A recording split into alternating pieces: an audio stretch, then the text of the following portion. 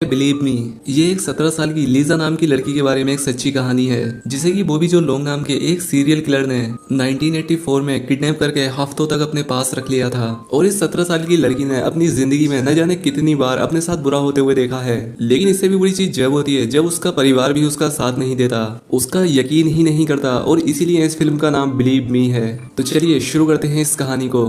कहानी की शुरुआत होती है और हम फ्लोरिडा शहर के एक छोटे से कैफे को देखते हैं जहाँ पर की लीजा नाम की एक लड़की काम करती है। लीजा कैफे में आने वाले हर कस्टमर से अच्छे से बात करती है और ये देखकर लीजा के बॉस उससे बहुत खुश होते हैं। और यही वजह होती है कि लीजा का बॉस उसे सामने वाले काउंटर पर प्रमोट कर देता है। खैर अब अपने हर दिन की तरह जब लीजा कैफे से घर जा रही होती है तब हमें उसकी असली जिंदगी के बारे में पता लगता है। लीजा अपने कैफे में जितना खुश दिखती है उसकी असली जिंदगी उतनी ही उल्टी है। सभी लोग काम से घर जाते हुए खुश होते हैं, लेकिन लीजा घर जाते हुए घबराती है क्योंकि उसके लिए वो कोई घर नहीं है बल्कि उसके लिए नर्क है। इसके बाद हमें लीजा के घर के बारे में दिखाया जाता है जहाँ पर कि हम एक आदमी को देखते हैं। यह आदमी कौन है इस बारे में हमें आगे पता चलेगा। तभी लीजा को सुनसान रोड पर एक गाड़ी दिखती है जिसे देखकर वो घबरा जाती है और वो तेजी से साइकिल चलाकर जल्दी से अपने घर आती है।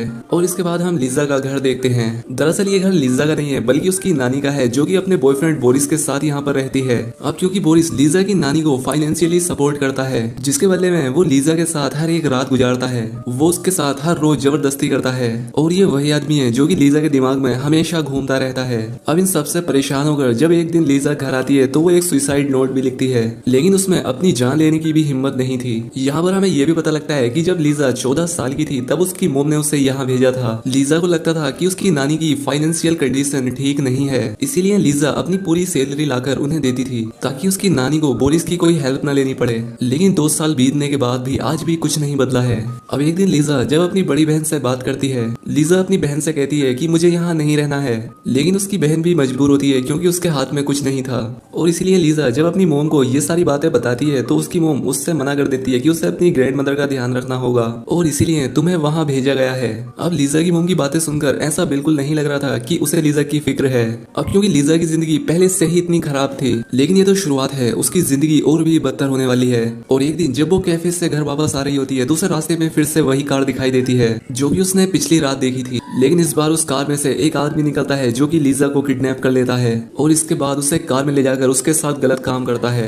इसके बाद वो लीजा की आंखों पर कपड़ा बांधता है और उसे एक सुनसान इलाके में ले जाता है। अब इससे लीजा काफी डर जाती है, लेकिन वो आदमी लीजा को अपने घर ले जाकर एक बार फिर से उसके साथ गलत काम करता है और इसी तरह से डेली वो उसके साथ गलत काम करता रहता है। हर रोज यही चलता रहता है और ऐसे ही एक हफ्ता बीत जाता है। अब लीजा भी समझ जाती है कि ये आदमी एक साइको है, लेकिन लीजा के लिए ये सब नया नहीं था क्योंकि यही सब उसके साथ उसकी नानी के घर भी हुआ करता था। लेकिन लीजा सबसे पहले यहाँ से अपनी जान बचाकर यहाँ से निकलना चाहती है। वो साइको जिसका नाम बॉबी है वो उससे प्यार से बातें करने लगती है और उससे सॉरी बोलते हुए कहती है कि जरूर उसकी लाइफ में कोई लड़की रही होगी जिसने कि उसे चीट किया होगा और इसीलिए वो उसके साथ ऐसे काम कर रहा है। और बॉबी भी धीरे धीरे उसकी बातों में आने लगा था। वहीं दूसरी तरफ लीजा की नानी पुलिस स्टेशन में उसकी मिसिंग कंप्लेंट दर्ज कराती है और इसके बाद पुलिस अपनी इन्वेस्टिगेशन शुरू कर देती है। और सबसे पहले वो उस कैफे में जाते हैं जहाँ पर लीजा काम किया करती थी, जहाँ पर उन्हें पता लगता है कि लीजा काफी अच्छी लड़की थी, वो भाग नहीं सकती, जरूर उसके साथ कुछ गलत हुआ होगा। और वहीं दूसरा ऑफिसर जब लीजा की मोम के पास जाता है तो उसकी मोम कहती है कि हो सकता है कि लीजा अपने बॉयफ्रेंड के साथ भाग गई हो। लीजा की मोम का बिहेवियर देख के आप समझ सकते हैं कि ये कितनी खराब लेडी है। और तभी ऑफिसर वहाँ से जाने लगता है। तभी लीजा की बहन उसे रोककर वही बात बोलती है जो कि कैफे के ओनर ने उन्हें बोली थी कि लीजा कभी भी भाग नहीं सकती, जरूर उसके साथ कुछ गलत हुआ है। अब सीन चेंज होता है और हम उसी अपार्टमेंट में पहुंचते हैं जहाँ पर कि बॉबी ने लीजा को किडनैप करके रखा है। बॉबी बार बार उसके साथ फिजिकल होता रहता है, लेकिन लीजा अपनी हिम्मत नहीं हारती। वो उससे बात करने की कोशिश करती है जिससे उसे पता लगता है कि बॉबी दिमाग से थोड़ा पागल है। और इसी बीच वो बार बार उसके चेहरे को भी छूती है ताकि वो पता लगा सके कि वो दिखने में कैसा है। और वहीं लीजा बार बार उसकी तारीफ भी कर रही थी। लीजा उसे अपनी बातों में फंसाने की पूरी कोशिश करती है ताकि वो उसका भरोसा जीत सके। और वो उसे अपने डैड की तबीयत खराब होने का झूठा बहाना भी बताती है। वो ऐसा इसलिए कर रही थी ताकि बॉबी को उस पर तरस आ जाए और वो उसे छोड़ दे, लेकिन बॉबी उसके साथ पूरे 24 घंटे रहता था। इसके बाद लीजा बाथरूम जाने का बहाना बनाती है और वहाँ पर अपनी मौजूदगी के कुछ सबूत छोड़ देती है। वो मिरर पर अपने फिंगरप्रिंट लगा देती है और अपने कुछ बालों को तोड़कर भी वहाँ पर डाल देती है। वो ये सब कर ही रही होती है कि बॉबी को पता लग जाता है कि उसने बाथरूम को अंदर से लॉक कर दिया है। वो अचानक से गेट खोलकर अंदर आता है, लेकिन लीजा फिर से नॉर्मल हो जाती है। और एक दिन जब बॉबी सो रहा होता है तब लीजा उठकर एक कॉल लगाती है क्योंकि उसे पता लग गया था कि इस घर में एक फोन मौजूद है। लेकिन फोन लगाने से पहले उसके दिमाग में उसकी माँ की कही हुई एक बात याद आ जाती है जिसमें कि क्योंकि वो दोनों लड़ रही थी और लीजा अपनी मोम से कह रही थी कि आपको पता है ना कि मेरी नानी के घर मेरे साथ क्या हो रहा है। उसकी मोम कहती है कि अगर तुमने कुछ किया तो इससे भी बुरा हो सकता है और तुम्हें जो भी मिला है तुम उसमें ही खुश रहो। अब लीजा ये सब सोच ही रही होती है कि तभी वो भी जाग जाता है और लीजा को पकड़ लेता है। वो भी लीजा से कहता है कि तुम बहुत चालाक बन रही हो। अब वो उससे मारने की कोशिश करता है, लेकिन लीजा उससे कहती है कि मैं अपने बीमार डैड की तबीयत पूछने के लिए उन्हें फोन करने की कोशिश कर रही थी। ये बोलने के बाद वो इमोशनल हो जाती है, जिससे कि बॉबी उसकी बातों में आ जाता है और इसीलिए बॉबी उसे छोड़ देता है। अब इस हालत में लीजा को अपनी बहन की कही हुई बात याद आ रही थी, जिसमें कि उसने कहा था कि तुम्हारी जिंदगी में कुछ भी हो जाए तुम कभी हार मत मानना। अब एक दिन जब बॉबी लीजा के साथ फिर से फिजिकल हो रहा था तो लीजा फिर से उसकी तारीफ करना शुरू कर देती है और उसे कहती है कि अगर तुम मुझे छोड़ दोगे ना तो मैं किसी को भी कुछ नहीं बताऊंगी और मैं खुद की मर्जी से ही तुम्हारी गर्लफ्रेंड बन जाऊंगी। उसकी ये बातें सुनकर बॉबी उसकी बातों से इम्प्रेस हो जाता है और उसे छोड़ने का डिसाइड कर लेता है। इसी दौरान हम देखते हैं कि फ्लोरिडा पुलिस डिपार्टमेंट को एक सीरियल किलर के बारे में पता लगता है, जिसने की पिछले 6 महीने में 16 लड़कियों को मारा था। जब बॉबी ये न्यूज देखता है तो वो सोचता है कि यही सही मौका है लीजा को छोड़ने का, क्योंकि पुलिस इतने बड़े केस को सोल्व करने की बजाय लीजा का केस क्यों सोल्व करेगी। उन्होंने तो इसका चेहरा भी नहीं देखा है, वो इससे पहचान भी नहीं सकते।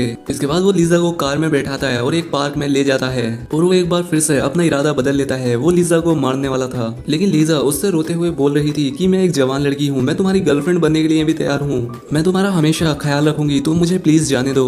और उसकी ये सारी बातें सुनकर वो भी फिर से पिघल जाता है और उससे कहता है कि अगर पुलिस तुमसे कुछ पूछे तो उन्हें बताना कि मैं एक ब्लैक आदमी हूँ और मेरी हाइट कम है और मैं बहुत मोटा हूँ। फिर वो लीजा को छोड़कर वहां से भाग जाता है। अब लीजा भागते हुए अपने घर आती है और वो घबराते हुए अपनी नानी से कहती है कि उससे किडनैप किया गया था, वो जैसे तैसे बचकर यहाँ पर आई है। लेकिन जैसा कि हम पहले से ही जानते हैं कि उसके घर वाले उसकी बातों पर बिल्कुल भी बिलीव नहीं करते। उसकी नानी को ये सब मजाक लग रहा था। उसकी नानी इंस्पेक्टर लोकस को ये बताती है कि लीजा घर आ गई है, लेकिन लोकस को उसकी बातों पर यकीन नहीं था। वो लीजा से सुनना चाहता था कि उसके साथ क्या हुआ है। अब लीजा उन्हें सब कुछ बताती है जो भी उसके साथ हुआ था। अब यहाँ पर दोस्तों कोई भी लीजा की बातों पर यकीन नहीं कर रहा था। उनका मानना था कि अगर उसके साथ कोई गलत काम हुआ है तो उसके पूरे शरीर पर एक भी निशान क्यों नहीं है, और अगर उसके हाथ पैर खुले थे तो उसने अपने हाथ पैर क्यों नहीं चलाए। लीजा बताती है कि वो आदमी पूरा पागल था और उसके पास एक बंदूक थी जिसे कि वो मुझे बार बार डरा रहा था और यही वजह थी कि मैंने उसकी कही हुई सभी बातों को माना। लेकिन ये सब सुनने के बाद भी पुलिस वालों को लग रहा था कि वो ये सब मीडिया अटेंशन पाने के लिए कर रही है। वहाँ पर दो लेडी पुलिस ऑफिसर को ये भी लगता है कि शायद ये ज्यादा टीवी देखती है, इसीलिए ये हमें ऐसी कहानियां बता रही है।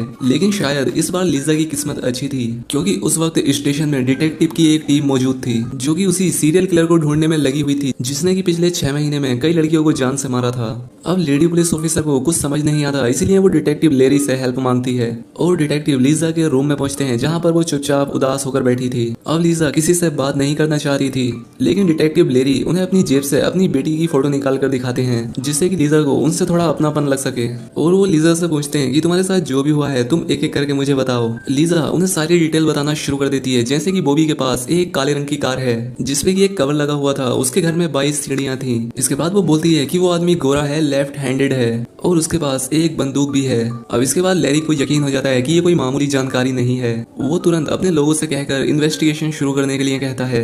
लैरी कुछ चीजों को कंफर्म करने के लिए लीजा के घर पर कॉल करते हैं और उस फोन को मॉरिस उठाता है, जो कि उसका बाप बनने का रोल प्ले करता है। लैरी सोचता है कि उसके डैड कितने लापरवाह किस्म के आदमी हैं और उसके डैड ऐसे क्यों हैं, वो इस बारे में लीजा से पता करता है। दोस्तों लीजा आखिर में थक हार कर मॉरिस की सच्चाई भी उन्हें बता देती है, इसलिए वो फौरन लीजा की नानी के घर जाते हैं और मॉरिस को गिरफ्तार कर लेते हैं। इसके बाद हम आगे देखते हैं कि लैरी और उनकी टीम इस केस को लेकर अब और भी ज्यादा सीरियस हो जाते हैं। उन्हें लगता है कि लीजा के साथ ये काम उसी सीरियल किलर ने किया है जिसे ये ढूंढने की कोशिश कर रहे हैं, और इसे कंफर्म करने के लिए वो लीजा के कपड़े फोरेंसिक में भेजते हैं। और जब रिपोर्ट आती है तो उन्हें कंफर्म हो जाता है कि ये वही किलर है, क्योंकि लीजा के कपड़ों से भी वही निशान मिले थे जो कि बाकी विक्टिम के कपड़ों से मिले थे। अब इन्हें यकीन हो गया था कि ये वही आदमी है जिसे ये सालों से ढूंढ रहे हैं। वो फौरन लीजा को लेकर उस जगह पर जाते हैं जहाँ पर लैरी उसे छोड़कर भागा था। लीजा आंखें बंद करके लैरी की कार में बैठी है और वही सब याद करती है जो कि उस दिन उसने महसूस किया था। और लीजा उन्हें लेकर गैस स्टेशन जाती है, जहाँ पर की बॉबी ने अपनी कार में गैस भरवाई थी। जिसके बाद पुलिस उस गैस स्टेशन के कैमरास को चेक करती है, तभी उन्हें बहुत ही बड़ा सबूत मिल जाता है। कैमरा में उन्हें वही आदमी मिलता है जिसका कि लीजा ने स्केच बनवाया था। इसके बाद उस आदमी के पोस्टर बनवाए जाते हैं और हर गली चौराहे पर लगवा दिए जाते हैं। अब पुलिस उसे ट्रैक करना शुरू कर देती है और फाइनली एक दिन एक पुलिस ऑफिसर को बॉबी दिख जाता है। वो बॉबी के पास जाता है और उससे कहता है कि सर हमारे पास एक चोरी की रिपोर्ट आई है और हमें आपकी कार की फोटो लेनी पड़ेगी। अब वो बड़ी ही चालाकी से बॉबी की फोटो खींच लेता है और उसे जाने देता है। इसके बाद उस फोटो को लीजा को दिखाया जाता है और लीजा उसे पहचान लेती है, जिसके तुरंत बाद ऑफिसर बॉबी के घर का पता लगा लेते हैं उन्हें उस घर में 22 सीढ़ियां मिलती हैं और अंदर जाने पर उन्हें लीजा के फिंगरप्रिंट और उसके बाल भी मिलते हैं, जो कि लीजा ने सबूत के लिए पहले से ही यहाँ पर छोड़े थे। और अब ये सब सबूत मिलने के बाद बॉबी की बुरी तरह से लगने वाली थी। अब पुलिस उसे पागलों की तरह ढूंढने लगती है और कुछ ही दिनों में वो पुलिस को एक थिएटर के बाहर मिल जाता है, जो कि बड़े मजे से मूवी देखने जा रहा था। अब उसी दौरान बहुत सारे पुलिस वाले उसे घेर लेते हैं और उसे अरेस्ट कर लिया जाता है। खैर अब इस सब के बाद लैरी लीजा के पास जाता है और उसे ये न्यूज देता है, जिसके बाद पूरा पुलिस डिपार्टमेंट लीजा के लिए तालियां बजाता है,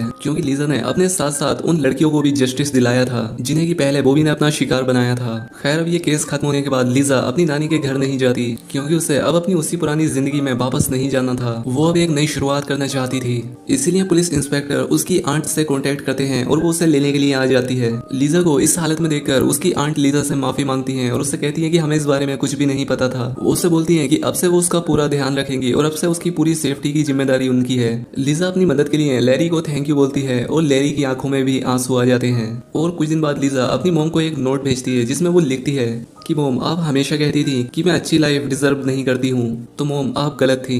उसकी मोम ये लेटर पढ़कर समझ जाती है कि उन्होंने लीजा के साथ कितना गलत किया है। और लीजा की छोटी बहन भी उसके साथ थी और अब लीजा अपनी जिंदगी के एक नए सफर पर निकल चुकी थी। लास्ट में हमें बताया जाता है कि बॉबी को मौत की सजा सुनाई गई है और फिर हम काफी सालों बाद लीजा को देखते हैं, जो कि अब एक लेडी ऑफिसर बन चुकी है। दोस्तों ये पूरी कहानी एक सच्ची घटना पर आधारित थी।